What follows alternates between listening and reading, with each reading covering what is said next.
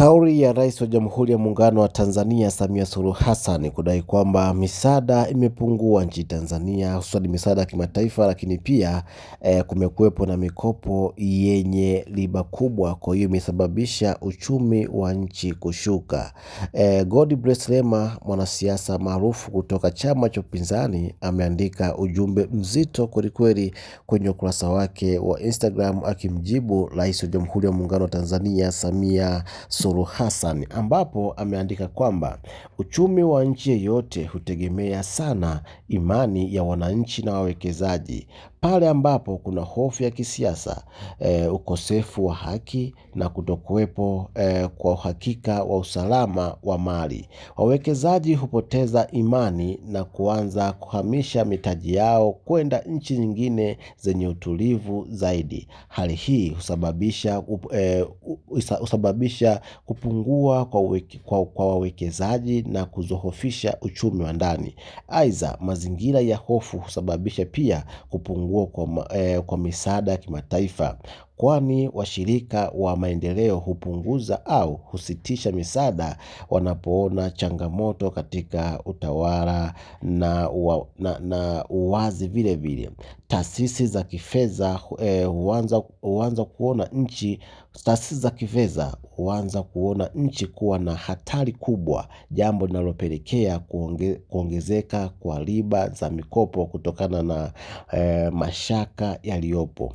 Pia jitihada za kukusanya kodi ya ndani huwa hazifanikiwi ipasavyo ikiwa zinafanywa kwa nguvu bila kuzingatia hali halisi ya uchumi. Hatua kama hizi huweza kunyonga uwezo wa wananchi wa kununua, pushing power, na kupunguza matumizi spending, jambo ambalo ni hatari zaidi kwa makusanyo ya kodi kwa muda mrefu. Uchumi unapopungua mzunguko wa fedha mzunguko wa fedha, hata mapato ya serikali hupungua licha ya juhudi kubwa za ukusanyaji. Kwa ujumla, bila kuwepo kwa utawala unaoaminika, haki na utulivu wa kisiasa, uchumi huendelea kudorora kutokana na kupungua kwa wawekezaji, misaada pamoja na kuongezeka kwa gharama za mikopo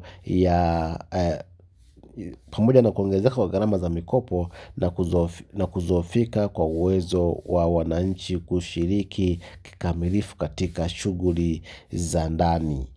Bwana, huu ni ujumbe wa Godbless Lema baada ya kauli ya Rais wa Jamhuri ya Muungano wa Tanzania kudai kwamba uchumi unashuka, misaada ya kimataifa imepungua na mingine imesitishwa kabisa, lakini pia mikopo imeongezeka riba kwa kiwango kikubwa sana. Ndio Godbless Lema kashuka na kuandika ujumbe huu, ambapo ameeleza mazito kweli kweli kwenye ujumbe huu.